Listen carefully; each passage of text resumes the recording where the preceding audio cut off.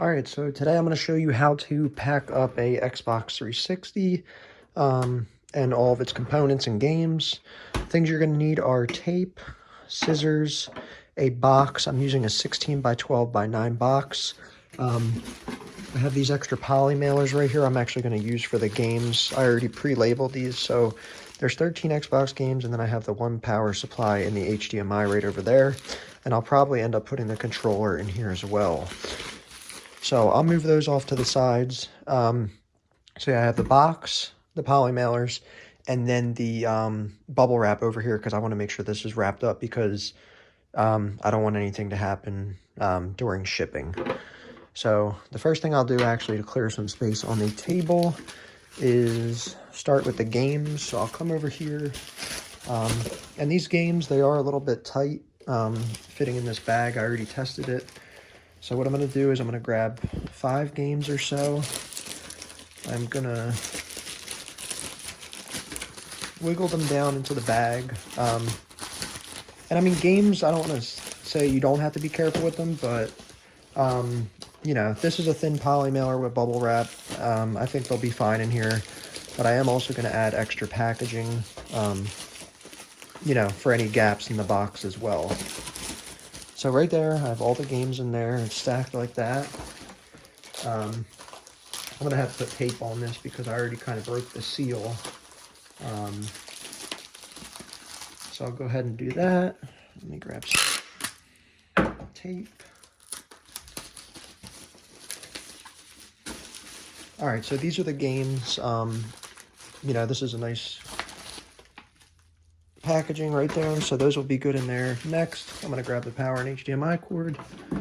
So this is the power supply right here. Just so this doesn't have any bending in transit or anything like that. I don't want any prongs to get messed up on the inside. I'm going to go ahead and separate those. So, and rubber bands just to keep it easier. If you have zip ties, you could throw them in there. So this I'm going to stuff all the way in the bottom. Leave as much room as I can. And go ahead and grab the other cord, throw it in there, and then I'm going to grab the HDMI. Rubber banding it makes it so easy, and it looks a lot better to the individual who's buying it. We have these in there. I'm actually going to take out these batteries. I'll do that right now before I forget. I had the batteries in there because I was testing it, so controller, batteries. I'm going to throw it in here because I did put in the post that the controller is kind of funky, so I think this will be enough padding for it while it's in transit. Turn the analog sticks that way. Again, since this is like this, I have to put a bit more tape.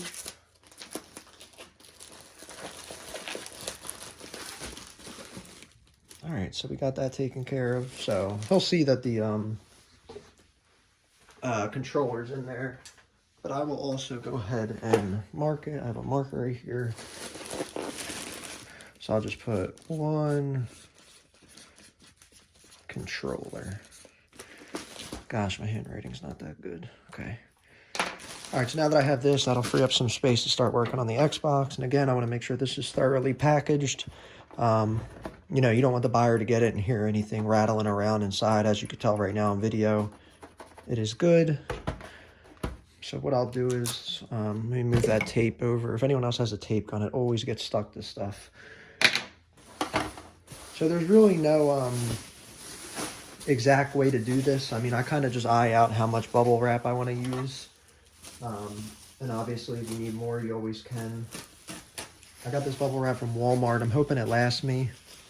And I always do put the cost of supplies in my spreadsheets when I go to track my spending. So that way I know how much I'm using.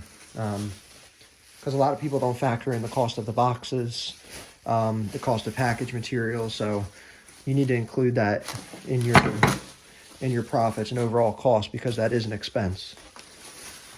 So I will go ahead and just wrap this. And I didn't tape it to the console because I don't want there to be any residue from the tape that's stuck on the console for when the person buys it or when they receive it. So now that I have it wrapped like that, I'll go ahead and just put a large piece of tape right here and pull that side down as well. Now I'm only going to use one piece of tape because I'm going to get the bubble wrap and now come this way. So I'll be adding more tape over this either way. And then this is a couple layers thick, but it'll be even thicker when I bring the other bubble wrap on there. So let's go ahead again and grab more bubble wrap.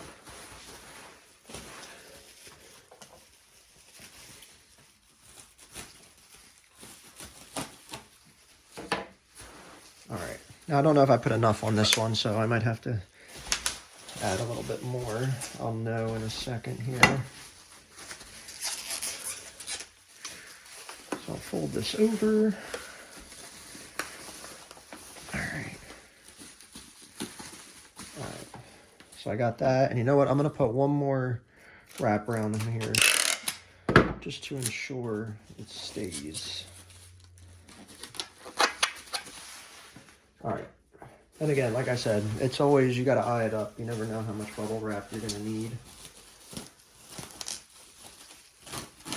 go ahead and cut the rest of this. Pop it back down on there and fold it over.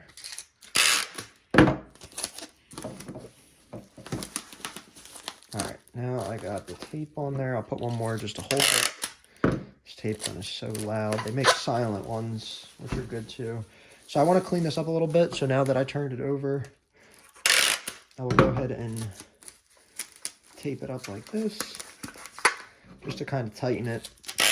Because if you don't do this, it's going to slide around and get everywhere and come out of the packaging. And when it comes to this, I mean, like I said, it's all preference. So you might think I'm doing overkill, you might think I'm doing underkill, but I am just showing you what works for me. All right, so we got that side. Now we're going to do the same to this side. Now you can see right there, I tucked the bottom in with the tape. So as much as I shake this, that's not going to pull apart. Go ahead and add my tape to this side. Pull it over as much as I can.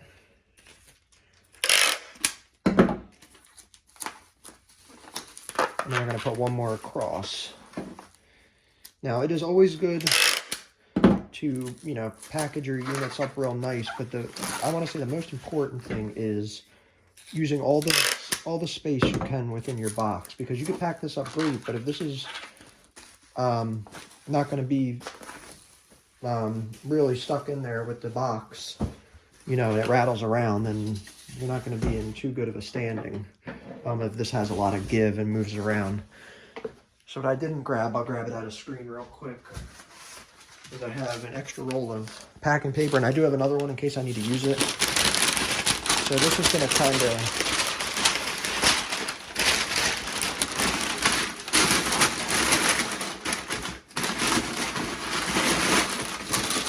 kind of just act as some filling inside the box. Unfortunately, I ran out of the big bubble ones that Amazon gives you. So I'll have to make do with what I have. So as you can see, that fits in there pretty well.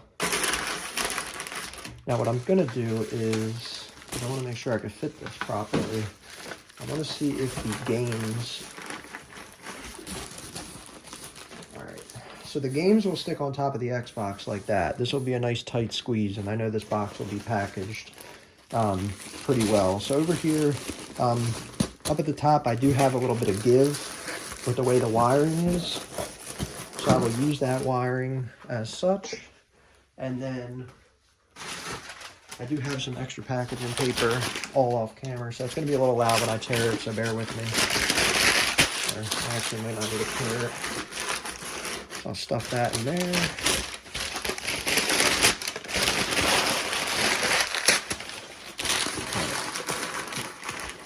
I'll stuff that in there. And then you'll see right here, I have size 12 on here because I was using this box as a bin for shoes, size 12 shoes. And like I said, this is a 16 by 12 by 9. So 16 in length, width is 12, and the height is 9. So this box is really, really packed. And this is kind of what you want, because you don't want anything moving around in transit. I mean, this is going out USPS Ground Advantage. But it doesn't matter what shipping service you use. I mean, you know, these could always get thrown around and not really cared for. So just want to make sure you're doing your part.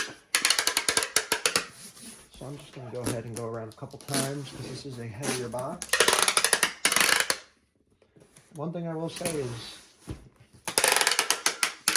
a tape gun makes a huge difference, but what also makes a huge difference is the quality of tape. I have Amazon Basics tape here. The reason I have to do it so many times is because the tape starts to pull up.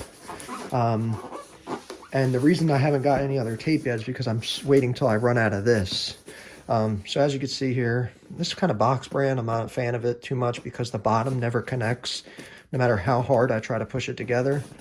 But yeah, this is a solid box. So I did already pre-weigh it. I always do that so that I know how much the buyer is going to have to pay for shipping. But now I will just double check with the packaging, which is what I always try to account for. I think I had it somewhere around 12 pounds. I'll have to double check. All right, so not too far off with the packaging and everything. It's 11 and some change. So the 12-pound label that I did put on there for the buyer to pay for is accurate. So I'll go ahead and print that out, and I'm going to ship this out today. Hope you found this video helpful. I know sometimes people have trouble with packaging and they want to do it right and make sure that expensive items do not get damaged in transit. Like I said, you know, I do it the way I do it. People may have their preferences of what they do it. But like I said, this seems to work for me, and I hope this works for you. Appreciate you watching. Be on the lookout for any other videos. Thanks.